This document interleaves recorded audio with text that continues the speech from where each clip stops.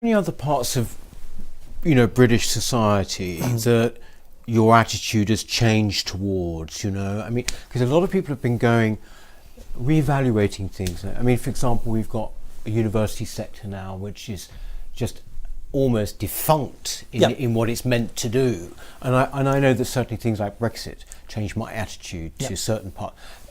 Has anything changed with you, or...? I think it's highlighted it more. Yeah. Universities, I've been looking at universities for a decade and thinking, what are they doing? What are they teaching? But always I was thinking, it's those useless degrees they're studying. It's women dance theory and, African studies. It's the useless ones where people come out and 50 grand's worth of debt and go, I can't get a job. It's like, well, I'm not surprised. You wasted 3-4 years of your life. Now you're in debt, and you're going to pay for it hugely. Exactly. But now I believe, and what I've read, it's not just those studies now. It's whole institutions. And then I worked for the council for 10 years, and I'm not saying it's as bad as that, but it's getting there. In the councils I worked for, I remember once being pulled by somebody for saying to my team, which were men and women, guys, that was a great piece of work, that. Congratulations. Oh no, tell me. We smashed whatever we were doing. It was fantastic, thank you. And I got pulled to one side saying, very informally, because it wasn't as bad then, this is like 15 years ago, I'm not too sure about, there was women then, you called them all guys. Oh dear. And it was like, well, because that's how I interpret that word. It was my team I was praising. So, there were, you had that sort of thing there.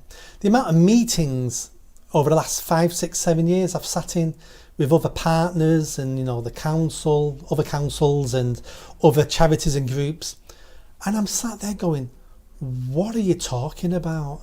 It's just extremely woke, touchy-feely, and it's like, have any of us got a clue? And I'm sat there thinking, this is why we're not solving any of society's problems, because none of you know how to solve problems.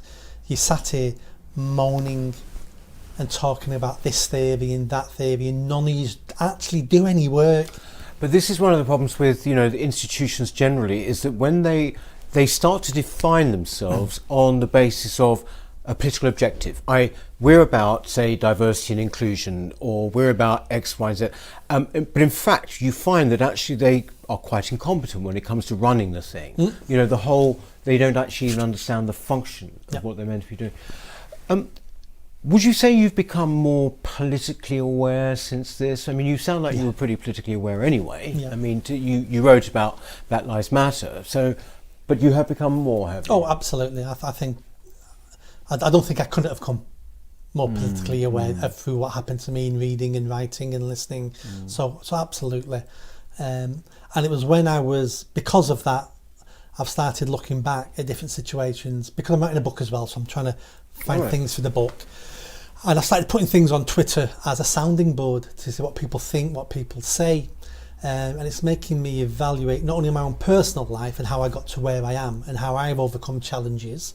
Again, I didn't have an easy life at all, but I've never talked about it or mentioned it because for me it was irrelevant. But now I'm thinking about things going, oh yeah, I overcame that. Held up at gunpoint. I've got 19 stitches in my head. Really? I've been racially abused. And when I look at all these things, it was like, I had lots of challenges to overcome. When you say about the 19 stitches in your head, when were you held up then?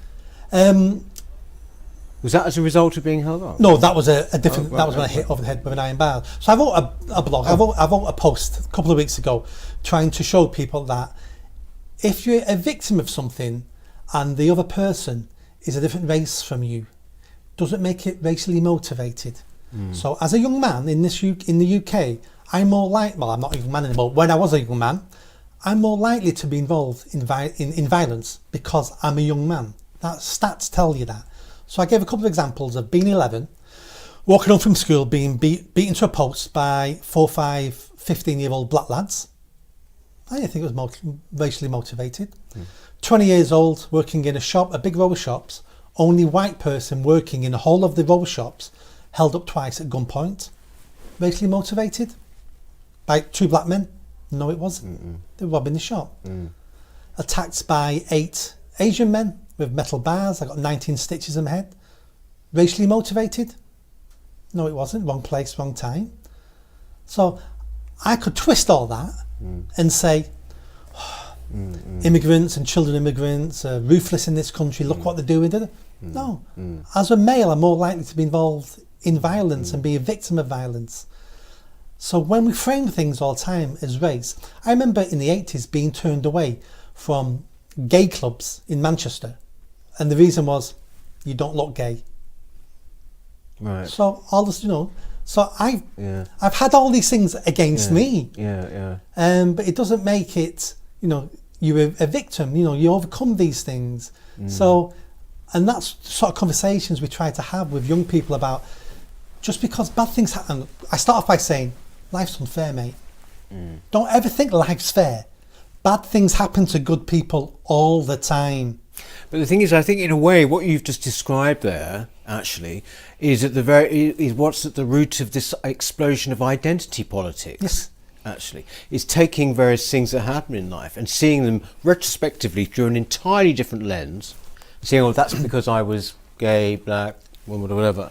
And then just sort of almost it gives you a great explanation, doesn't it, for your life in a way? Well, it then tells you that you being a failure or not being the success you think you should be wasn't your fault.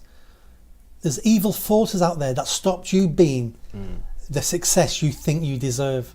And a lot of people on the far left who I've spoken to, that's what comes across. They feel their life isn't as successful as it should have been, and it must have been someone else's fault, because it couldn't have been my fault because I'm amazing. So it can't be my fault. So it must be someone else's fault. Where I grew up in an area where it was our fault, because if you tried to play the victim where I was growing up, you'd have got battered even more. So you had to make choices and take personal responsibility. And that is a lesson that we try to give young people. It's about personal responsibility. And the amount of times I said to young people, if I see you in 5 years' time and you pull up in a nice convertible car and you've got a wife and kid in the car and you say, "Nick, come over here, I want you to meet my missus and my kid and all that." And I say to them, "Who takes responsibility for that?" And they go, "Well, I don't know." God, you take responsibility for that because you made good choices. But on the other hand, in 5 years' time, if I walk round the corner and you're up against the wall by two burly police officers being arrested and putting handcuffs on you, and you've got a big bag of cocaine in your pocket, who takes responsibility for that? And they always go, "Me." So they get it. Yes. They do get it.